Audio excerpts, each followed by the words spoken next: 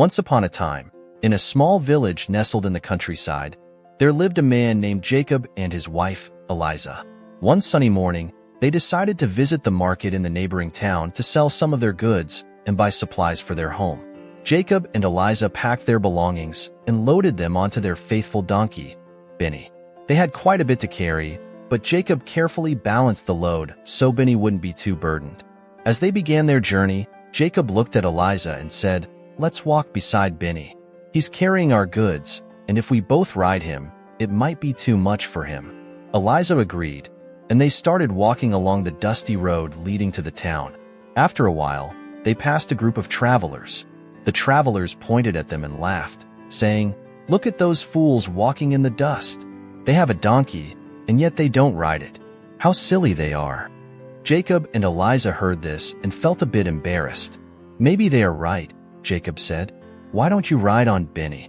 That way, at least one of us can be comfortable." Not long after, they encountered another group of people who looked at them with disapproval. "How inconsiderate of that woman," they whispered loudly enough for Jacob to hear. "She rides comfortably while her poor husband walks. What lack of respect." Now it was Eliza who felt ashamed. She quickly suggested, "Why don't you join me, Jacob? There's enough room, and that way, we won't hear any more complaints."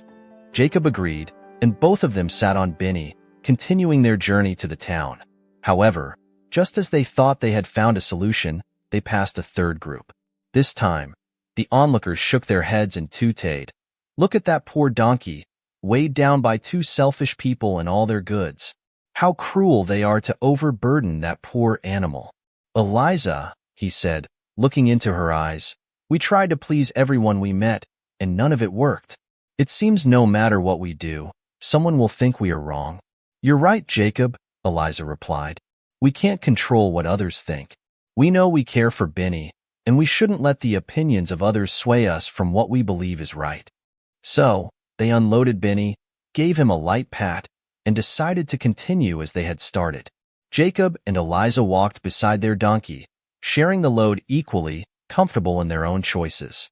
They had learned an important lesson. In life, you cannot please everyone, and that's perfectly fine.